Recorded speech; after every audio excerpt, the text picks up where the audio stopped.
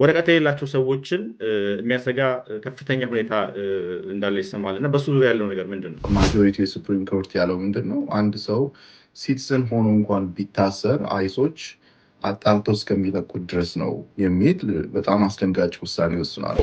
ብዙ እዚህ ላይ አሁን ግልጽ ያልሆኑ ነገሮች አሉ። እነሱ ሰነድ አልባ ብለው ሲናገሩ አንዱ የምትሰማው በቦርደር የገቡትን ነው ኮንሰንትሬት እያደረጉ ያሉት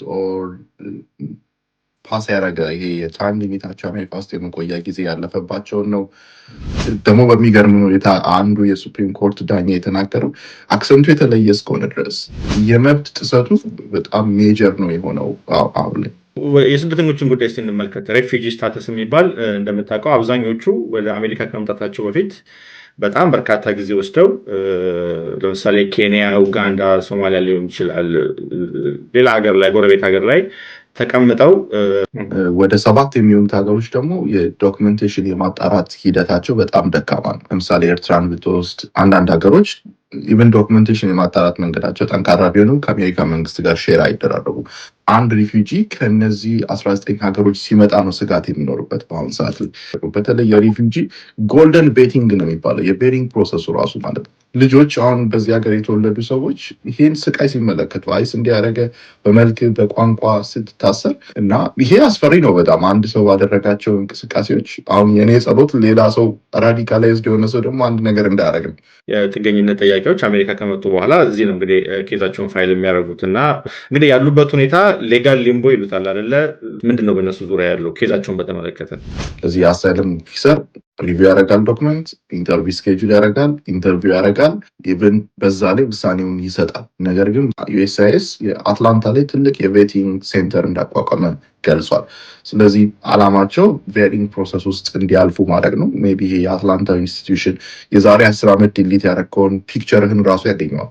ብዙ ጊዜ ግሪን ካርድ ያላቸው ሰዎች ሴፍ ናቸው የሚል በቃ ጥሩ ቦታ ላይ ያሉት ችግር የለም የሚል ነገር አለ እና አሁን ላይ ከምናወራቸው አይደለም ግሪን ካርድ ኢቨን ዜግነት ኦልሬዲ የአሜሪካንን ከመንግስት እንደሚቀበሉ ቃለ መሃላ ላይ የፈጸሙ ሰዎች ጭምር ስጋት ውስጥ እየገቡ እንደሆነ ነው እንግዲህ እየተሰማ ያለው እና ግሪን ካርድ ያላቸው ሰዎችስ ሁኔታ ምንድን ነው? በትራምፕ አድሚኒስትሬሽን ታፍስት የሆነው አፕሊኬሽን ኤን400 ግን የኢንቨስቲጌሽን እና የሚገጥምት ቻሌንጅ ግን እኔ እስካሁን ባየሁት ኤን400 የሚያክል ኢንቨስቲጌሽን የታወጀበት አፕሊኬሽን የለም በትራምፕ አድሚኒስትሬሽን። ኤን400 የምን አፕሊኬሽን ነው? ኢትዮጵያም ከዚህ ከሰሜን ኢትዮጵያ ከነበረው ጦርነት ጋር ተያይዞ ይሄ ስታተስ ያገኙ በጣም በርካታ ሰዎች ነበሩ። በየዓመቱ እየታደሰ ቆይቷል እና በእነሱ ዙሪያ ያለው መረጃ ምንድን ነው? ወደ ፍርድ ቤት ማምጣት እና አትሊስት ኢትዮጵያ ውስጥ ያለው ኢንቫይሮንመንት አስጊ ስለሆነ አሁን ላይ መመለስ አንችልም የሚለው ነገር ግራውንድ ነው። ምክንያቱም መጀመሪያ ላይ በትግራይ ጦርነት የታወጀ ነው። አሁን ላይ እንግዲህ ጦርነቶች እና ኮንፍሊክቶች ሰፍተው ነው ያሉት ከትላንት የበለጠ። ወደ ሪሙቫል ፕሮሲዲንግ የሚባለው ወይም ደግሞ ከሀገር እንዲወጡ እንቅስቃሴ ቢጀመር ምንድን ያላቸው ኦፕሽን? አሁን በጣም በርካታ ሰዎች ማወቅ የሚፈልጉት ከዛ በኋላ ብድግ ተደርገው አውሮፕላን ላይ ተጭነው ወደ መጡበት ሀገር ወይም ወደ ሶስተኛ ሀገር ይወሰዳሉ። በተለይ ሳንዲያጎ ላይ የዩኤስሲአይኤስ ኦፊሰሮች ኢንተርቪው እያደረጉ አውት ኦፍ ስታተስ ከሆነ ለኦፊሰሮች ምልክት ይሰጣሉ። ትራምፕ አድሚኒስትሬሽን የኢሚግሬሽን ሲስተም ያልተከተሉ ሰዎችን 14 የኒውዮርክ ዳኞችን አባረዋል። ዩኤስሲአይኤስን ኮንታክት ማድረግ ካለባቸው በምን መልኩ መዘጋጀት አለባቸው? ሊመጣ ለሚችለው ማንኛውም አይነት ውጤት ኦፍኮርስ በጣም ከባድ ነው። አሁን የሚያሳቅቀው ነገር ምንድን ነው መሰለህ? ከኢትዮጵያ አንድ ሰው በተለይ በቦርደር ለመምጣት እስከ $30,000 - $40,000 ያወጣል። ግደለኝ እዚህ ሄደው አሉ ዳኞች ፊት ቀርቦ።